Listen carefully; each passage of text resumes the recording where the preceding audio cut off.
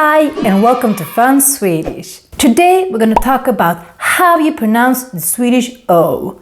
Oo. First thing you need to know about this letter is that it looks like an English O, but it's not the same sound.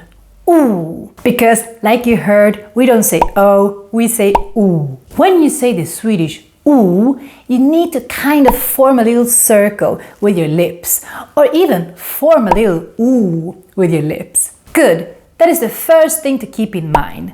Now, the next thing is to sign up to our Swedish courses, especially if you want to learn more Swedish with us. You can find more information about how to study Swedish with us in the link up here and in the description below. Now things will get a little bit more complicated with the Swedish O because it actually has more than just one sound. Sometimes it sounds like a long O, like in the alphabet. And sometimes you can hear a shorter version of it, something more like a O or O. Depends a bit on the word. So you could say that the Swedish O has at least 3 different sounds. The longer version is easier to detect. If you see an O and just one consonant coming after, then it normally becomes long. Oo. The shorter version of the O is a little bit more complicated to detect since it has different shorter sounds. But in general, if the O is followed by 2 consonants, then it becomes short. More of a O sound, for example. You will see very soon in this video some words so you can hear the difference between the long and the short version of the O. And there are of course some exceptions to this O rule being affected by the amount of consonants that come after. Normally the exceptions appear when there's a borrowed word from another language, some compound words or some conjugations. But it's still good to learn these rules about the consonants because it still applies in most situations. And it will improve your spoken Swedish a lot. But let's look at some words so you can hear how this O sound changes depending on the word. The first word we will see has this long version of the O. Oo. Opera.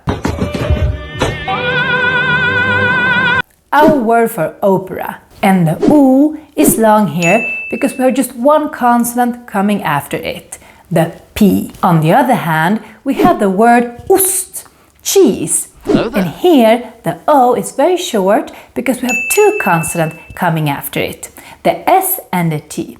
Ost. Let's compare these 2 words again so that you can hear the difference. Opera, ost. Opera, ost. Another word where you can find this long version of the O is in the word otur. That's how we say bad luck or unluck. Actually, tur is how we say luck, but we add this little O here, otur, and that's how we say unluck. So sometimes the O works a bit like the English un. Let's repeat the rule here. The O in otur becomes long because we're just one consonant coming after it, the T. And then we have come to a Swedish name. And in order to say this name, you really need to pronounce the O, the long version. And the name is Ola. Ola.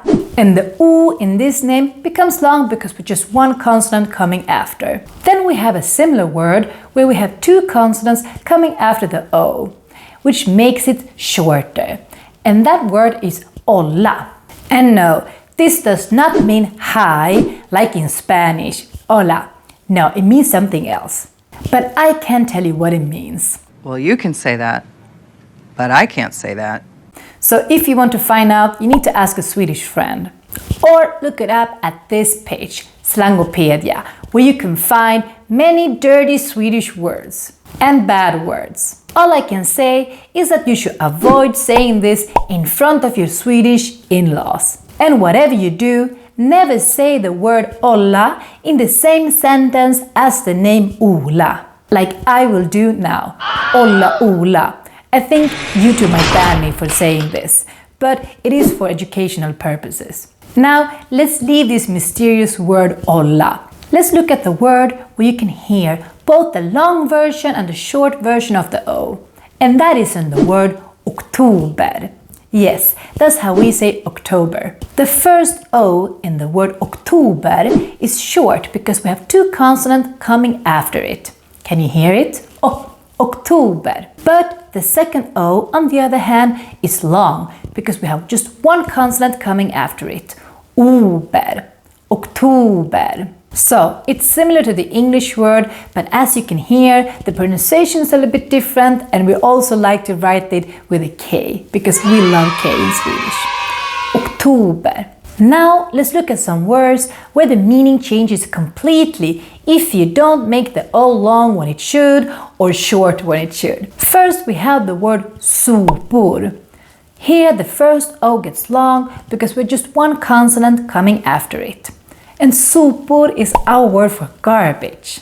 But then we have the word soppor, and here the first O becomes short on the other hand, because we have two consonants coming after the O, the two P's.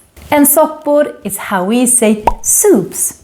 Good to know, because you normally want to eat soppor, soups, and not sopor, garbage. So let's practice these two words again. Sopor, soppor, sopor, soppor. Another pair of words that a lot of people get wrong and mix up are the words bok and bock. Bok is our word for book, and here the O gets long because we're just one consonant coming after, the K. Bok. So even if this word is similar to the English one, book, it's very important that you say the O long in Swedish. Bok, bok. Because otherwise you can end up saying bock instead. And that's how we say male goat. Short O because we have two consonants coming after. Bock.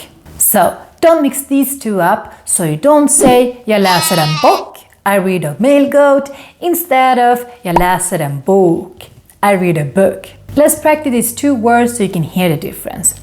Bok, bock. Bok, bock. So that was it. But before you go, please put a like and subscribe to our channel. And also leave a comment what you thought about this video or if you have any other questions. Hej då!